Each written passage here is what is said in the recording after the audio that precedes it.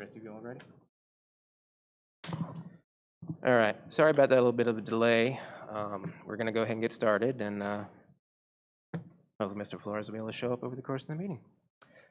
Okay, going to go ahead and call to order the September 21st Planning Commission meeting.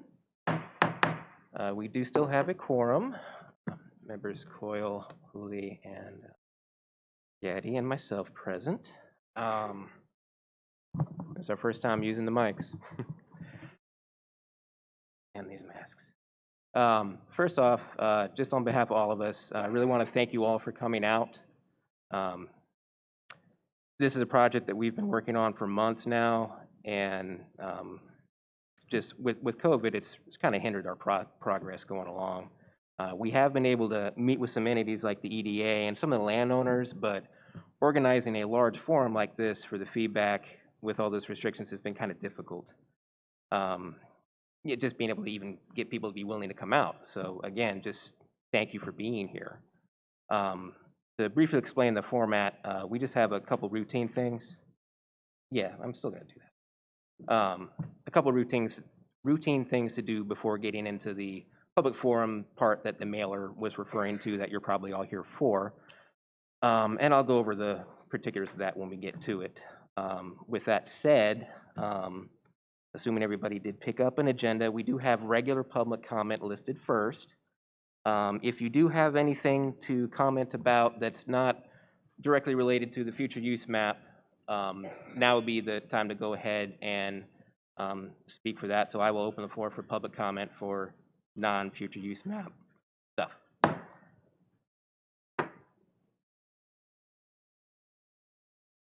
Yeah. Okay. Didn't think anybody was here for anything else, but I still have to open it. Thank you. Closing that public comment portion and moving on. Just quickly, we just have the minutes from the last meeting. Everybody get a chance to look at them and check for typos and anything wrong. So if I get a motion to approve those minutes, barring any changes that you had.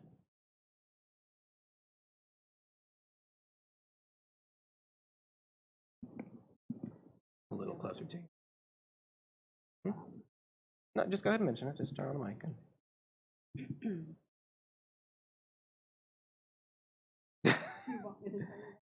Yeah. Okay.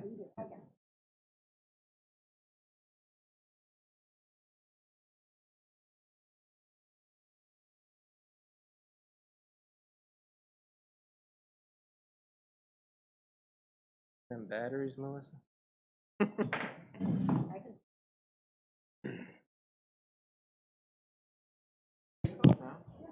It's on? Give me that mic. Right here.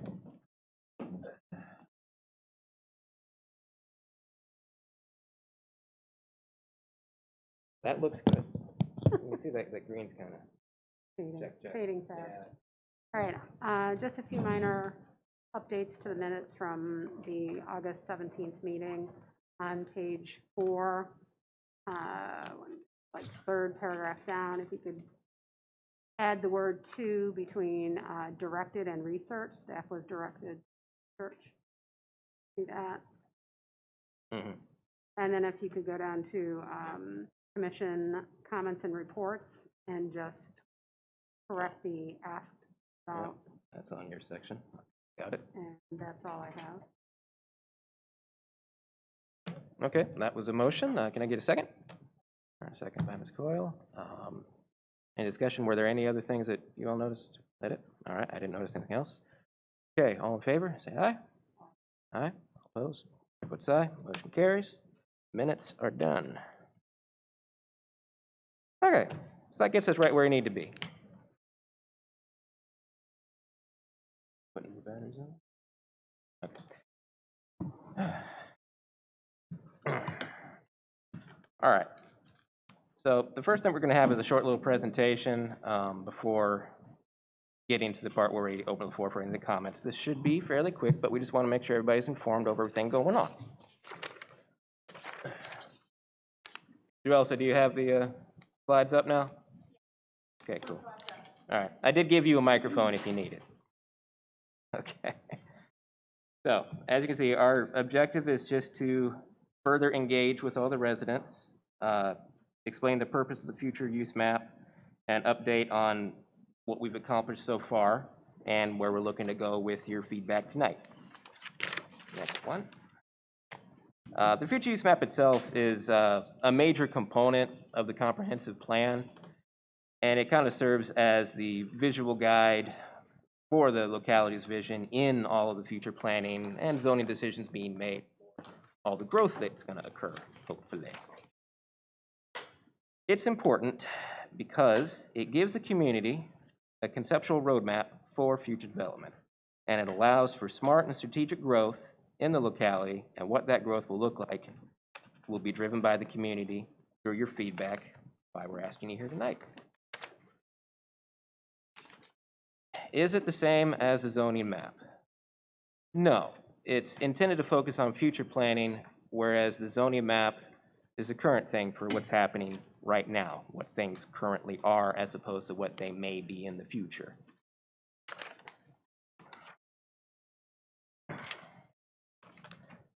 The future land use map designations are not intended to be site-specific, but are to be used as a guide for zoning deliberations so that changes are consistent with the long-range plan for the town. Melissa got us an example use map from the town of Ashland that at this point I'd ask her to kind of. The purpose of the two maps that, the two Ashland maps are to show the difference between future land use versus zoning. So you'll notice the first one is the zoning map, and it has specific zoning designations that would appear within their zoning ordinance, and it would give specific restrictions to each piece of property. On the second map, you see something that's a little more abstract. It doesn't fit each parcel exactly, and it gives an idea of what kind of use would be in each area. And within each of those uses, multiple zonings may be applicable. You could do potentially in the mixed use, you could do some kind of commercial and residential, but the intention was just to give a visual of the difference between zoning and future use. Okay, good. Thank you, Melissa. The next slide should show the question of, if an area on the zoning map is classified differently on the future use map, can the area be developed based on that future use designation? The answer to that would be no. Anything that's on the future use map does not automatically give it the ability to do that. It would have to be requested and rezoned at that point. So while the future use map may support the intent of proposed development, the landowner would still be required to come in and ask for a rezoning, go through the entire process. And we're going to explain that process in a moment. But first, going to go over these two conceptual maps that have been out there and probably have caused a bit of consternation. Over the course of our process and going through all this, we were able to meet with some landowners. We were able to meet with the EDA. We even had a small advisory board for a short time before COVID. At the beginning of the year, that had to disband due to not being able to meet. So although certainly not final, this referenced some various thoughts at the time. The main ideas were to maintain the historical and small town aspects of the town while trying to hedge our growth in the extremities of the town, mostly the annexed AP Hill area. I'll have to acknowledge that there seemed to be a little bit of misunderstanding at the time between the parties over what the definitions of some of the densities meant. And so because maybe got colored in ways that we might not have reflected on if those understandings had been slightly different. So hopefully we're going to try a little bit more to clarify those definitions, get more feedback, and attack it a little bit better and more reflecting of what everybody's opinion is going to be based off of a better understanding. These maps are surely going to change based off the feedback tonight, and this is just what we've been building towards all of this time. We're looking at the areas that are vacant not being used right now. and just what can we, if anything, do with all the parcels that landowners may or not want to have anything done with. And so we just need to engage with you all and get your feedback. It's what we've heard from a lot of the parties has been a mostly rooftops. Mostly that's the interest. Different people have a different level of the density of those rooftops. And along the AP Hill area, just working towards a comprehensive kind of commercial aspect, but still mostly residential. So both of these maps did reflect that, but they need to be fine-tuned. So please don't think of them as something that we're going to push through just as is. And at that, Joelsa is going to talk us through a little bit of the actual process of doing a rezoning. Whenever you're ready, Joelsa.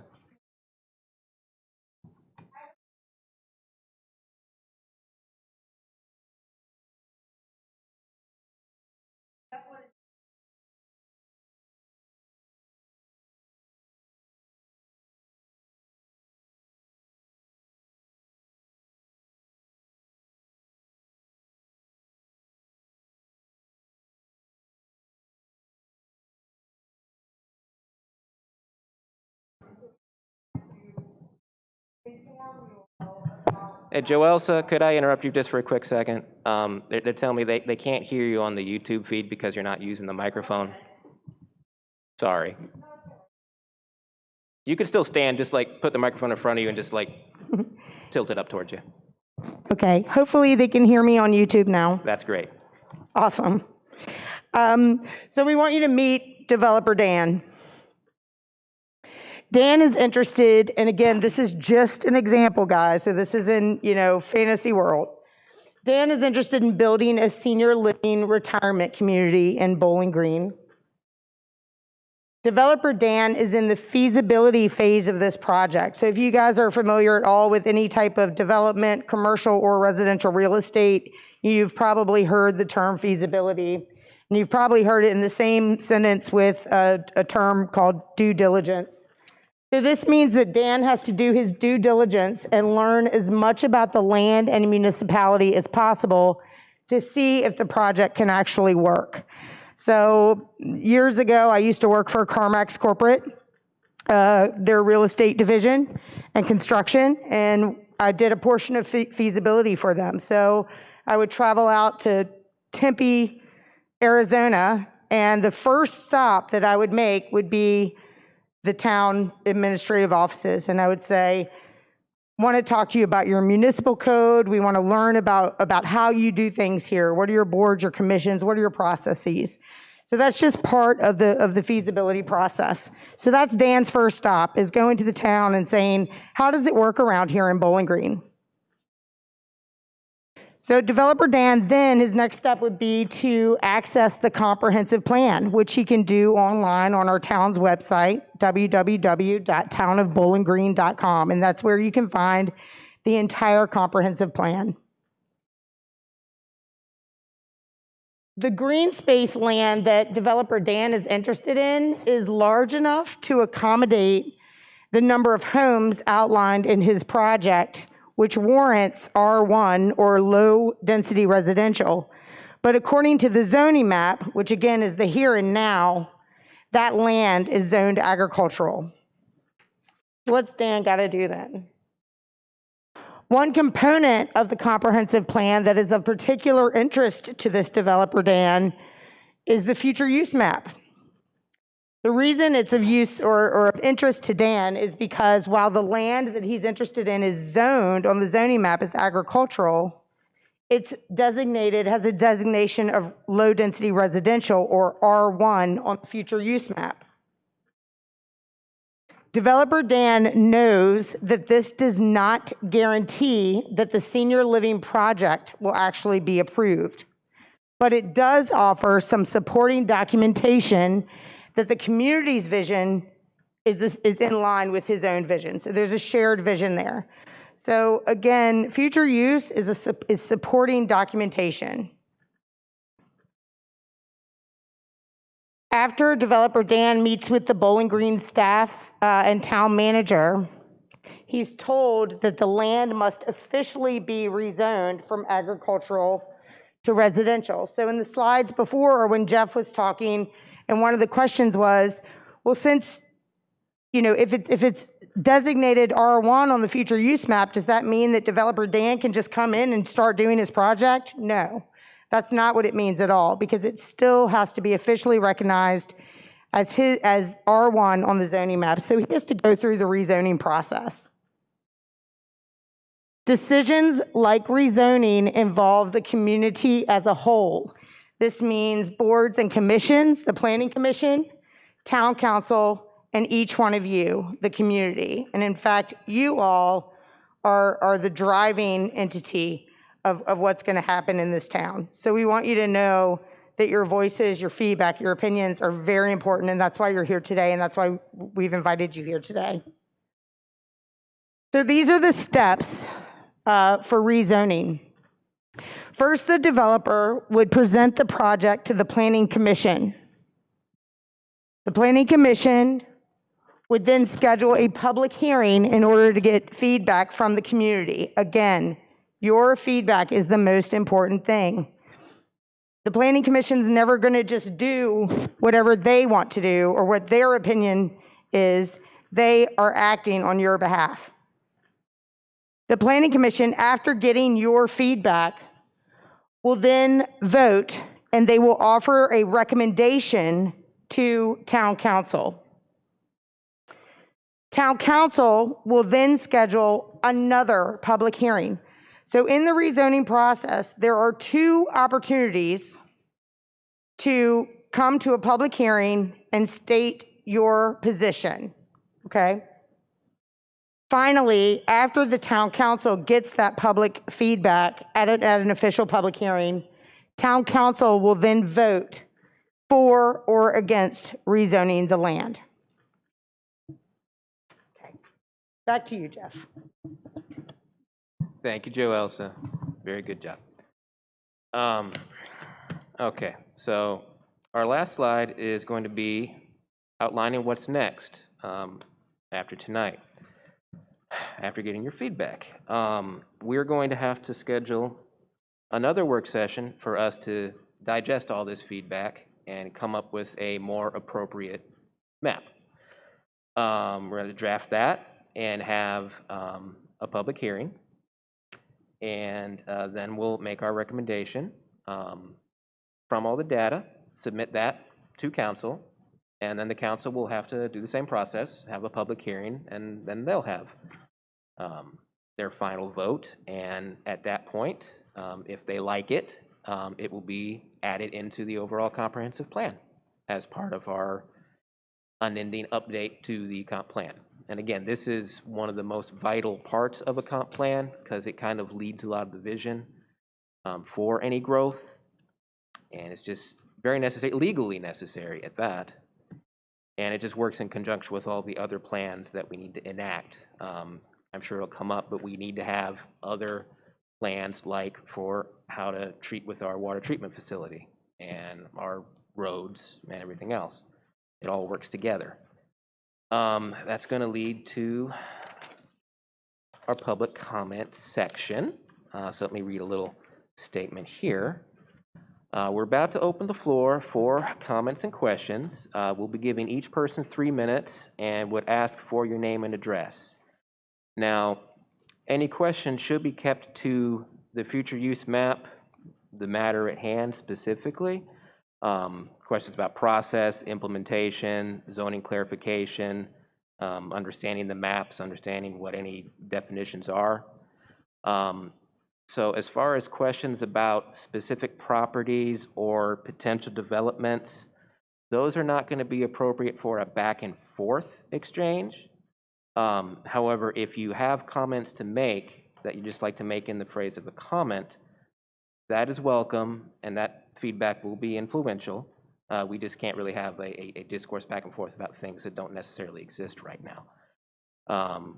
We definitely want your visions for the future, so lay them out there. And with that, I'm going to go ahead and open the floor. Yeah, the 3 minutes. And Melissa's going to keep the timer on that. When you ask a question, I'm not going to hold the time that we're responding to you as part of that 3 minutes. So, go ahead, if you have any feedback, come on down.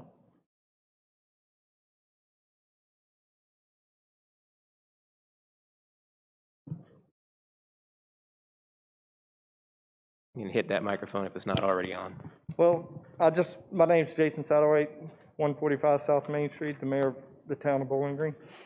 I'd like to just welcome all of the public here this evening, and thank you for all the hard work going into these maps. I may not necessarily agree with the first couple drafts myself, but as you stated tonight, this is the first step of, one of the first steps in the process. So I encourage all of the public to see this through long-term. Don't just stop tonight.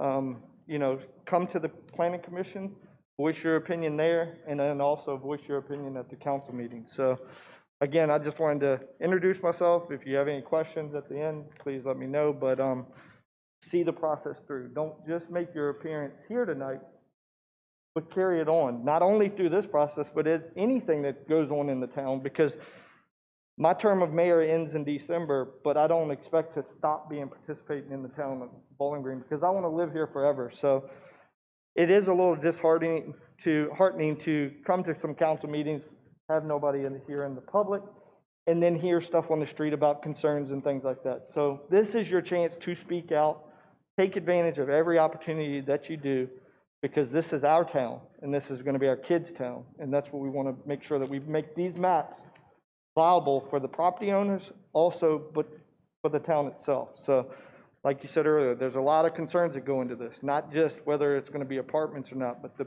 wastewater treatment plant, our roads, anything like that. So again, thank you for your work on this, but let's see it all the way through. So thank you. Thank you, sincerely.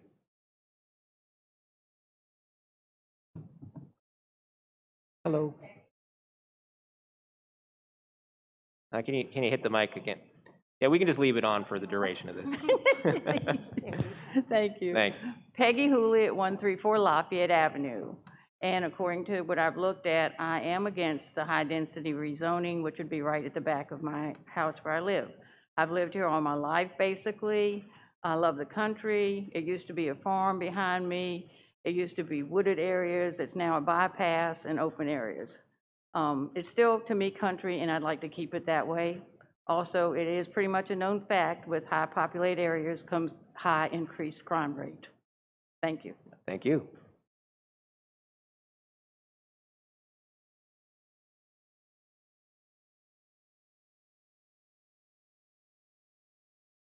Sandra Pelter, 328 North Main Street.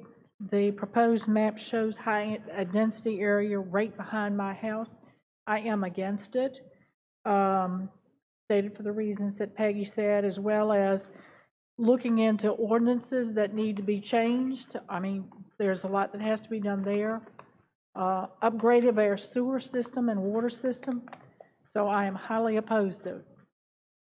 Thank you.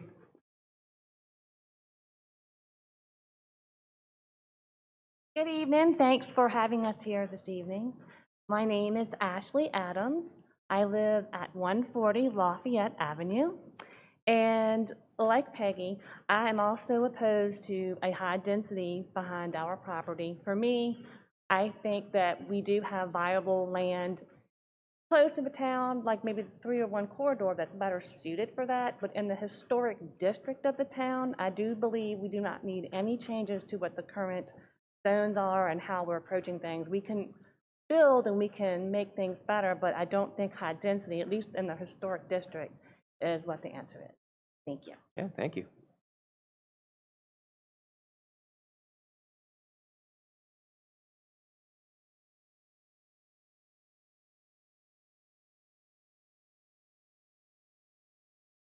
Hello, I'm Alex Bagat, 18080 AP Hill Boulevard. And what I'd like to say is I see on the map where zoned commercial on AP Hill Boulevard, Route 301, where the red is zoned B1, B2, and across is zoned on this conceptual map, number 1, it's high density residential. And I know for a fact, I'm also a realtor, by the way, this land has been sitting here Zone B1, B2 for over a decade, and no one's quite frankly interested. And I do think you should give a shot into giving this side of the 301 corridor high-density residential, as it's already commercial right now. There's already commercial uses there, and it's not flat land or agricultural land right now. Why not go ahead and transition those commercial uses into high-density residential? There's already an impact on that land, so that's what I have to say. Thank you. Thank you very much.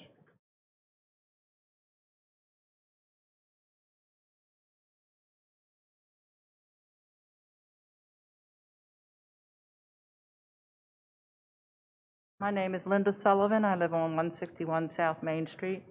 And the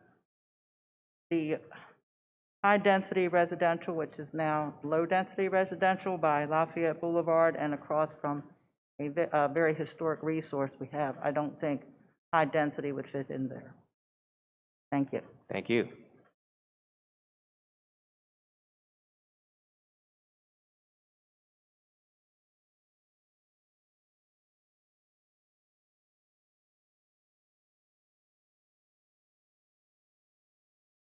Good afternoon, Mark Gaines, 115 East Broadus Avenue, Town Council. You have a lot of high density on here, and our sewer plant is at over 100% capacity, over 50% capacity right now. We got a subdivision that's outside of town that's going to put a strain on it. And with the amount of high density you have here, it's going to really put a strain on it and it'll probably overmax it, which means you're going to have to put millions of dollars out on upgrading our sewer plant.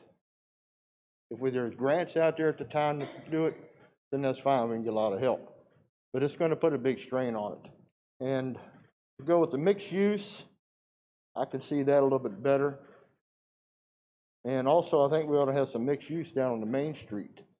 Right now, we have buildings that are built back in the 50s and they're all one level.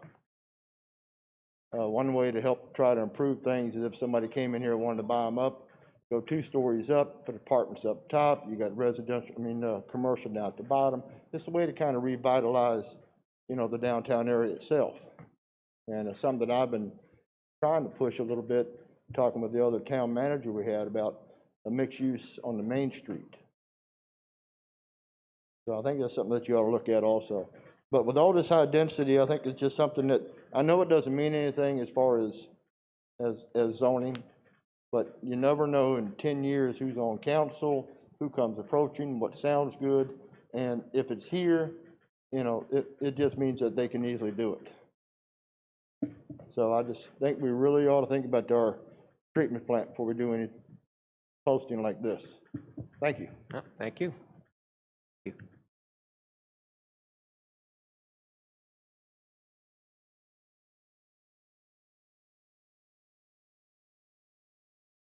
Anyone else?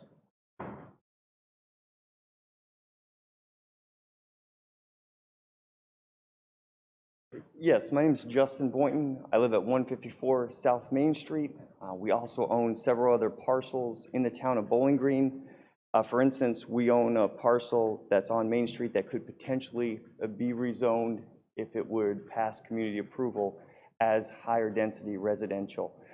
I so appreciate the concerns of my neighbors that can come with high density residential development.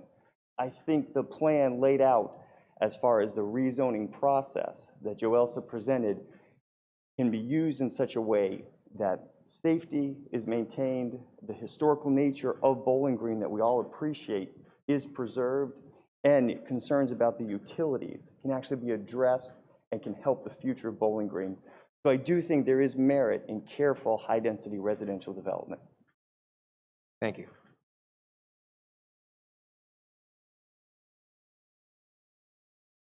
Anyone else?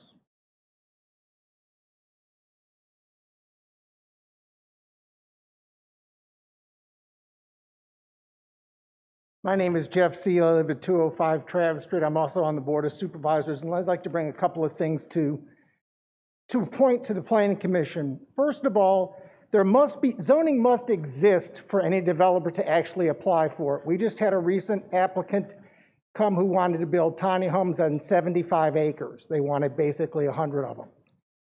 Since there was no zoning, they had to come to us at the board and ask us to allow the planning commission to create zoning so that they could actually apply to something. Since there was no zoning, they couldn't apply. We currently don't have any high-density zoning anywhere in the town, so there's no zoning to actually apply for. So currently, they couldn't apply for a rezoning because there is no high-density zoning that currently exists. Second, the existing zoning process. Once you put out the future use map like we did for Carmel Church, anybody can apply for any zoning that exists in the county on those parcels. So once you actually apply high density to the zoning map, anybody can apply anywhere in the town. So be mindful of the zoning process does have a long reach, even though you're calling it a future map. It is not a future map, it is a map that can be used by anybody looking to actually create new zoning. The wastewater treatment plant, currently you're at 110,000 gallons per day. There's at least 40,000 gallons a day coming from Brookwood. The 301 corridor was actually annexed to be a business district when it happened in the 90s. You need to keep your capacity for anything that could potentially happen there. As one of the town council members recently said, no, is because of the age. But at 80%, you must create a plan, go out and develop a new plan for a wastewater treatment plant, and at 90%, you must start to build. That means you'd have to have a piece of property ready to go to build that plant. I don't believe that exists. There is no high density in the town, and I don't believe that high density will facilitate anything in the town. I think there needs to be very cautious looking, even at the 301 corridor, in that it will eat capacity and it brings a different set of problems to the town that we currently don't have. So for that, I'd like to see the high density very curtailed and not touching any place in the town, because anything that touches could potentially become high density and it moves down the road as it happens.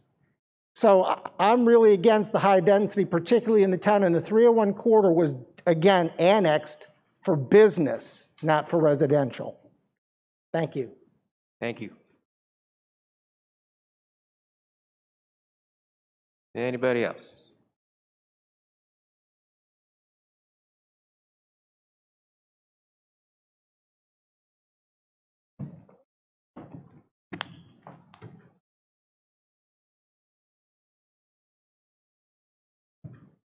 Hi, good evening. Whitney Watts, 165 South Main Street. Like many of my neighbors here, I too would be opposed to a development of that sort on that parcel. If for no other reason, we have major uncontrolled traffic issues at the south end of town right now with speed amongst other things. And recently I was subject to an incident related to traffic at my home. And so I would really like, if we're even going to talk about this, to have a very thorough discussion about traffic as it exists today without adding anything to it. Thank you. Thank you very much.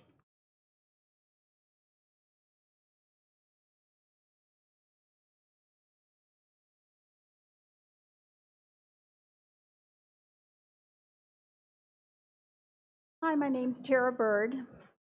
My reluctant husband, Jack, there. We live at 115 Lacey Lane. My concern has to do with the plan for behind Lacey Lane. When we moved there, it was all woods. We thought that that's what was going to remain there, and then that changed, and that was that property owner's option to clear out all that. We've got a great view of the old Pizza Hut, the Shell station, and the garage. And I know that it's zoned commercial, and it's going to be commercial eventually. My concern is more for the quality of life in trying to squeeze in a little high density there. We fall asleep listening to the air compressor a lot of times as Adam works at the garage. It doesn't bother us. We're okay with it. But that's because, you know, we have some trees between us. But I think in terms of thinking about cramming in some high density right next to some commercial there, I'm not sure that that's a real quality of life it seems more like a greed grab, to be honest with you. So that would be something that I would be opposed to. I know that y'all aren't going to answer questions, but I guess I would feel better if at some point we did get to hear how you came up with these maps, what your research was that made you decide which colors to lend to commercial or high development. Did you take into account the other factors having to do with, safety of the town and water and sewer and the impact on the schools and all of that? I would just, I would just like to know that it wasn't happenstance and coloring in some places. Thanks. No, thank you. No, I can speak to that right now because that was a process-driven question. Again, that would go back to some of the other statements I was making earlier about how we, due to the corona restrictions, we haven't been able to meet with everybody yet. This is our first time really interfacing with the public at large, if you will. So our preliminary maps that we had were purely driven by the meetings that we were able to have with the EDA, with a couple landowners, not all of them. And so they were just kind of colored in by, I think this would be nice. And so that was like a foundational block, and it didn't have anything to ping back off of anybody else yet. So that's why it's all the more important. Every single one of you wants to say something, please do, because we need as much feedback as we can. And that's not even to say that the stuff that's on these maps is reflective of what we would do in finality anyway, but we did mark everything down that we heard so far. And that was just the initial coloring on these maps that we do have. So I appreciate the comment and the question. Floor is still open.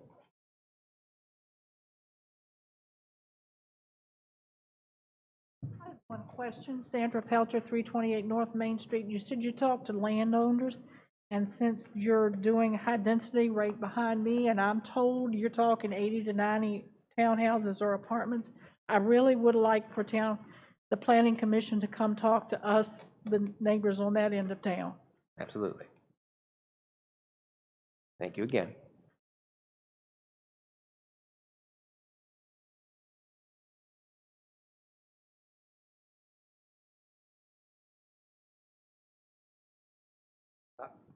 Yeah, I'm John Bird at 115 Lacey Lane.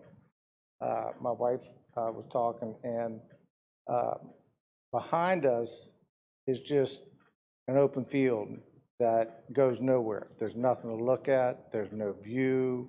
To even think about putting townhouses back there would be probably a fatal mistake, because nobody's going to want to buy them.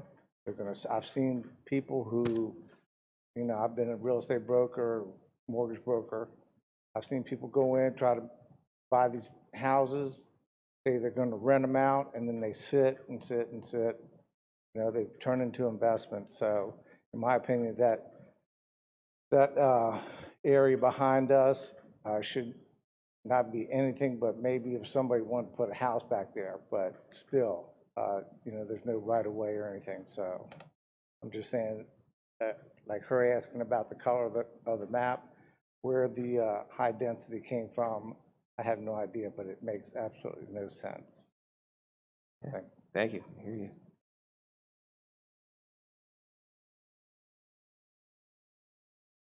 Anyone else?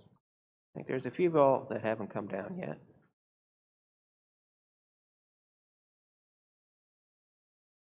Make a second call. Anybody else want to say anything?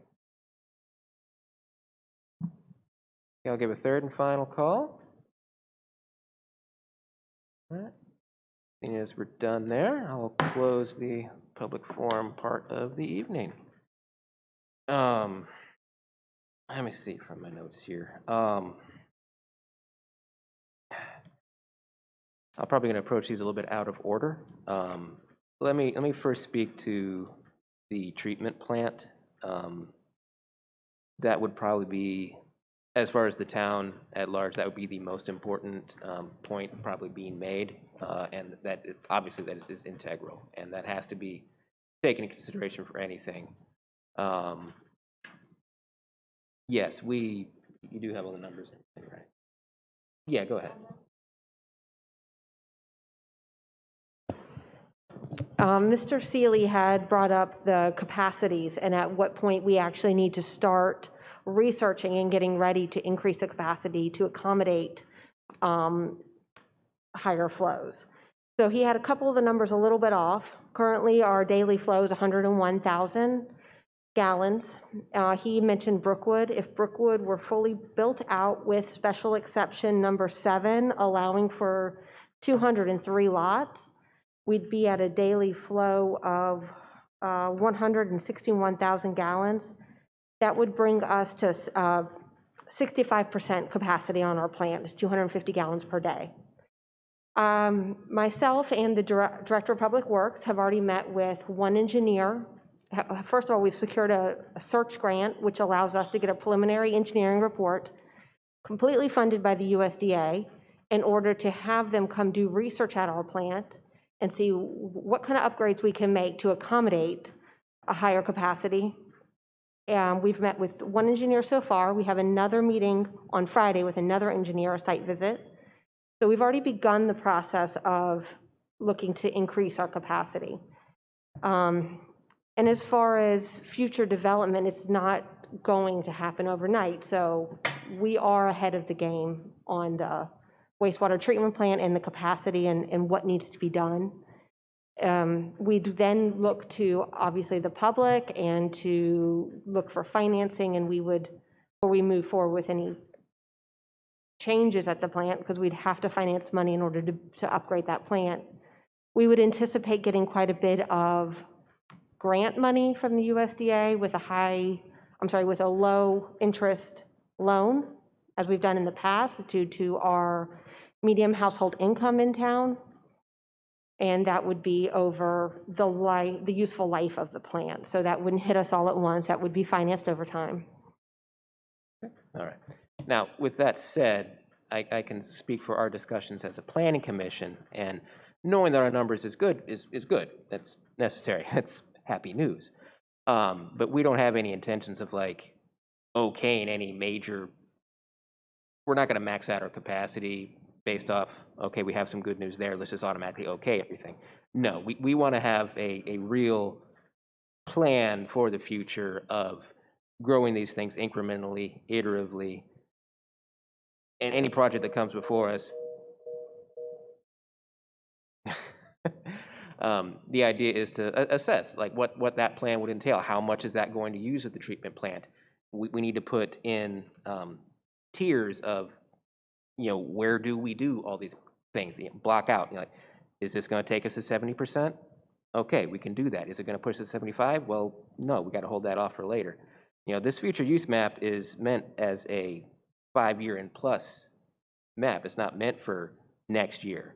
And everything that we do around that needs to be for the future instead of just the now. And it's going to be supported by all the other legs of planning. Again, the treatment plant, again, the road structures, whatever VDOT decides to give us, and everything else. All right. The comment about the traffic, that one is important. That's one that I think we've glossed over a couple of times, but it is very important. In any kind of development, the traffic studies are troublesome at times. And yeah, anything down on the south side of town is going to have a very in-depth traffic study to see what that would entail based off what anybody proposes. We recently had our, what's the verbiage for the VDOT Smart Scale project go through it. What all did we didn't get much in that. The application we made was actually to address commuter parking and bicycle and pedestrian traffic. So we did not submit anything for traffic on 301 because the project was too expensive and didn't make sense for VDOT to give us that amount of money. We didn't really like the 301 suggestions anyway. But so that said, VDOT's not really going to be providing much for us with our main roads for the foreseeable future. Go ahead. if you'll notice where the higher density is, most of the higher density is proposed, it is near 301. So that road can obviously accommodate more traffic. And the idea would be that a lot of that traffic is going to be going around town on the 301 bypass. That is a bigger road that can accommodate more. On both conceptual maps, the mixed use on the 301 corridor and the high density residential would be solely on the 301 on 301. So yes, it would create hopefully some traffic in downtown because that would also create some business, but 301 can accommodate that. Yes. Yeah, 301 can certainly accommodate it. It's the other areas that people were a little more concerned about, I'm sure, and that'll all be taken into consideration. Let me speak again on those conceptual maps to what I hinted at earlier about there being a slight misunderstanding in what the different densities meant in our prior conversations. Melissa, can you speak to the dwellings per acre part of the density? Yeah. Another comment that we heard was that we don't have any zoning for high density, and that's just in fact not true. We have R2, which would allow could allow townhouses, but we also have R3, which does allow townhouses and apartments. So that's right here in our zoning ordinance that was adopted in 2010. Yes, it's that R3 that got tossed around in these concepts map quite a bit that I think is part of some people's concerns. I can certainly speak for the northwest of town area, like behind Food Line and everything. I think that was unintentionally made R3. I think that was the major misunderstanding in talking to some of the folks. So I would anticipate that one probably going down. But we'll have to deliberate on that a bit more. But see.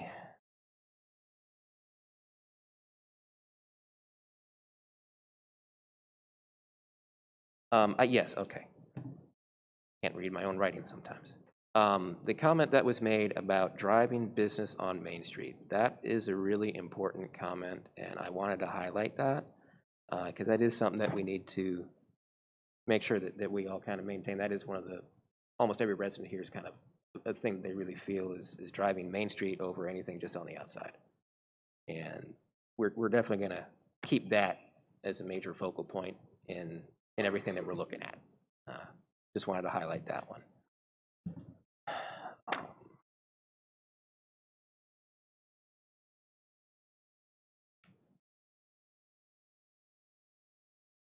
Well, mixed use on Main Street is, as to my knowledge, currently right now it is a special use that anyone can come in and apply for, and that's applicable for the entire street, right? Okay. All right. You want to? B1 zoning allows for residential under special use as an accessory to the business. That could mean living in an upstairs apartment above a business or something like that. So that is already a possibility on the Main Street area. That was my understanding. That's pretty much most of my notes. A lot of the feedback that we got, I think we all heard. We're going to have some talking to do about that for sure. I think I can go ahead and offer now. My compatriots have any comments that they'd like to reply to at this point? Sure can.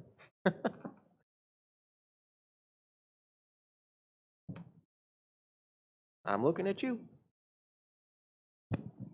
I just each and every one of you coming out and voicing your opinion for the future use map of the town. And I definitely took notes on everybody that got up to the podium and spoke, and I'll relay that information back to our team members here in the Planning Commission. And obviously, like Jeff said, with the COVID protocols, we've been working on this roughly for about 12 months, I think, since I've been on the Planning Commission updating. Since our last one was in 2008, and we're trying to get that updated to better fit the zoning and development throughout the town. But I appreciate it again. Thank you. Thanks, all right. Anything, Lisa? You're good? How about you, Valerie? I would like to reiterate what Arthur said and thank each and every one of you for taking your time this evening to come and talk to us. This is basically a future use map, meaning future, very simple. I've listened to everyone's comments. We'll definitely heard your voice, and we will deliberate with that information. I just want to say this portion is just a portion of our comprehensive plan. The comp plan itself is actually reviewed every 10 years. So in 10 years or so, all this is going to probably happen again, and things will have changed. I think, given some of the comments, pros and cons, to think also generationally. God willing, we are all here in 10 years, but we need to think down the road as much as we are in the present. We all have, as Mr. Mayor said, children that we want to grow up in this town. As we plan the comp plan and the future use, we will take into health, safety, the welfare, transportation, financial aspects. In the given time and all of the things that are happening, we need to give a lot of thought to what's going to happen to our town within the next 5 to 10 years. If we leave it as it is now, we just don't know. If we progress to high density, that may be a plus. If we go more commercial, that may be a plus. I just ask each and one of you to think outside the box sometimes, and just think 10 years down the road to who's going to be in town and what you might want at that time, not just for tomorrow. Again, thank you very much for coming. Hope to see you at our next public hearing. Thank you, Valerie.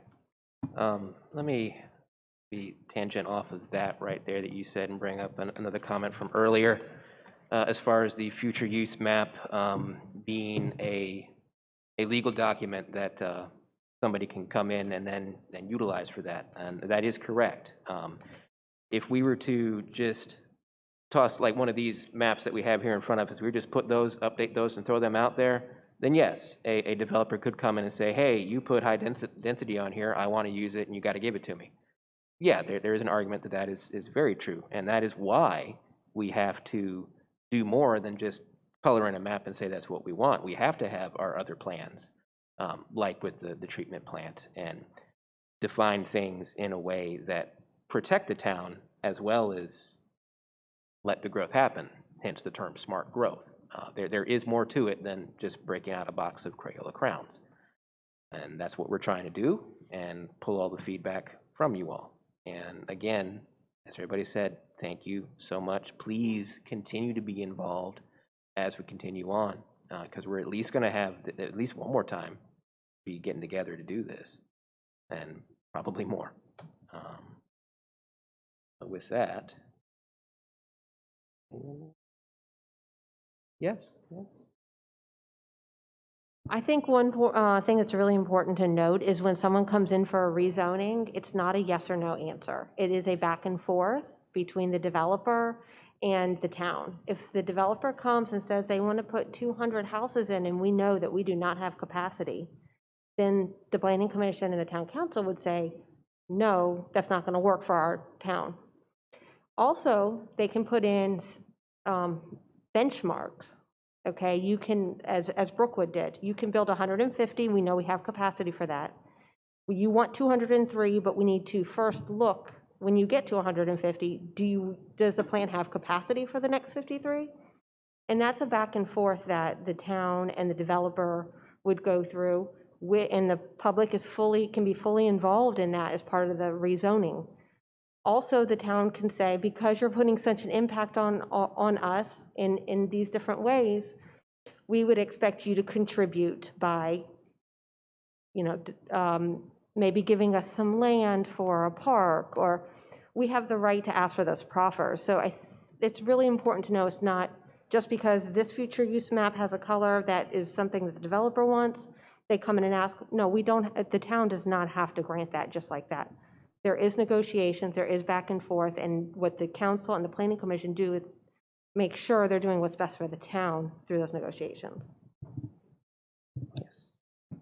Thank you, Melissa. That's pretty much going to bring us to the end of the public input meeting, as we called it on the thing here. So that's going to move us along to the next item, which is schedule our follow-up work session, where we're going to work on this a little bit more and try to come up with a better map to present again for some more public input.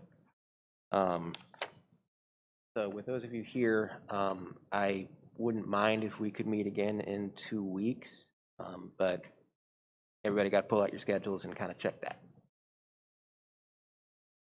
If it's 2 weeks, it would be same time, same place, probably in the normal room instead of this, but 6 o'clock is normal. 5th? Okay. The 5th, yeah. Are you all good? I believe we're going to need a motion for that one.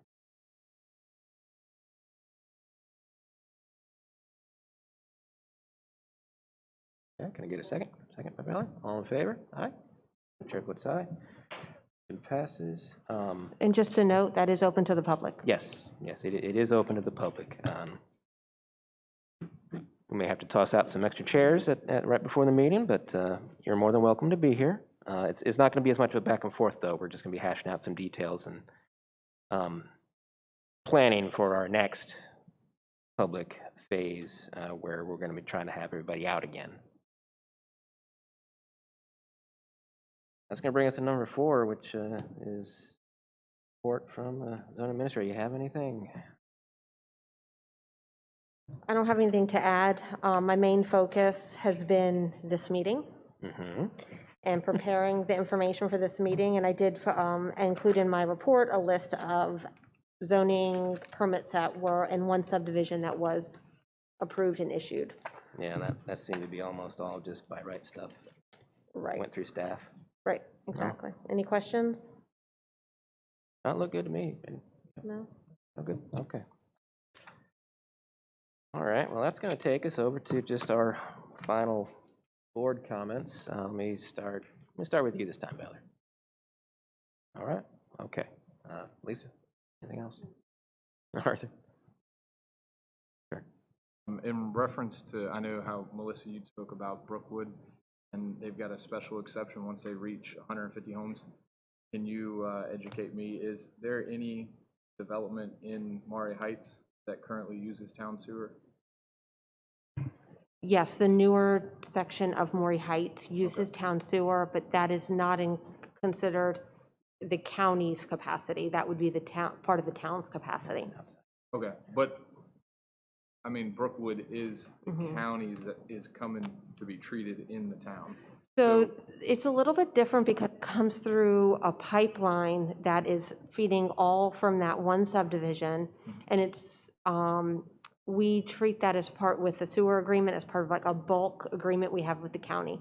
So we take sewer from the health department, the county complex, the schools, the school out there, because they did not have sewer lines out there. Brookwood is included on that.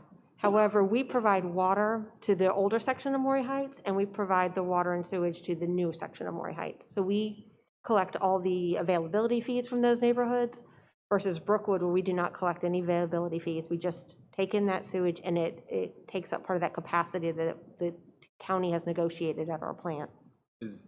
I guess my concern is there any potential for an impact on the sewer facility versus what could be built in Maury Heights? Like, how many available lots are there still there that have not been built on over the last 10 years? I know just from what I've seen, maybe in the last 3 years, 5 houses have trickled in. So I know that there's more lots there, but they're just not being built. So you're at full build out. That would be part of our study, is at full build out, how much would come in. The number we use to calculate per house is 300 gallons per house per day. And that kind of accommodates for that, an average for that single person versus maybe 6 people living in a house. The average is 300 gallons per house per day. So we would figure out what was left at the build out and then calculate that. And that would all be included in our study of, you know, how much do we need to increase the capacity at the plant? Thanks. Anything else? You good? Oh, okay. All right. I didn't have much else myself other than to say, again, thank you, but also to say that all of our contact information is available on the town webpage, and we are all more than willing to hear anything you guys have at any time. We want to be approachable. So anytime you have concerns, you can run them by us, the council folks. I appreciate you all coming down, being a part of the process, giving your feedback, and I just really encourage you to continue to do so. And hopefully we can build some more momentum with that and have more big meetings like this. This is obviously by far the most residents we've ever had at a planning commission meeting. I think we've never broken 5, so this is great. With that, I'll entertain a motion.